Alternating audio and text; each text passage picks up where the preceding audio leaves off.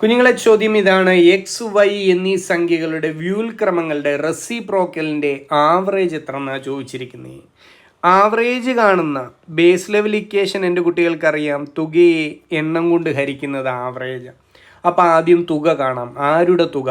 വ്യൂൽക്രമങ്ങളുടെ തുക. എക്സിൻ്റെയും വൈൻ്റെയും വ്യൂൽക്രമങ്ങളുടെ തുക കാണാം. എക്സിൻ്റെയും വൈൻ്റെയും വ്യൂൽക്രമങ്ങൾ എത്രയൊക്കെയാണ്? 1/xഉം 1/yയുമാണ്. അപ്പോൾ ആദ്യം ഞാൻ തുക കാണാൻ പോയി ഇവന്മാരെ കൂട്ടാൻ പോവാം. ഏറ്റവും എളുപ്പമാർഗം എന്താ? ക്രോസിന് അങ്ങോട്ടും ഇങ്ങോട്ടും ഗുണിച്ചാൽ അംശത്തിൻ്റെ കാര്യത്തിൽ ഒരു തീരുമാനമായി. അപ്പോൾ അംശം എത്ര എന്ന് കിട്ടും? എക്സ് പ്ലസ് വൈ ആണ് സമ്മിൻ്റെ ന്യൂമറേറ്റർ എന്ന് കിട്ടും. താഴെ എന്ത് ചെയ്യണം? ഇവരെ തമ്മിൽ അങ്ങ് ഗുണിച്ചെഴുതണം ഡിനോമിനേറ്ററിനെ എക്സ് ഇൻറ്റു വൈ. അപ്പോൾ തുക നമുക്ക് കിട്ടി. വ്യൂൽക്രമങ്ങളുടെ തുക കിട്ടിയിരിക്കുകയാണ്. X plus Y divided by X Y എന്ന് കിട്ടി. ഇനി ആവറേജ് ഇൻഡിക്കേഷനിലോട്ട് സബ്സ്റ്റിറ്റ്യൂട്ട് ചെയ്യാമല്ലോ. ആവറേജ് കാണാൻ തുകയെ എണ്ണം കൊണ്ട് ഹരിക്കുകയാണ് വേണ്ടത്. തുക എത്ര എന്ന് കിട്ടി?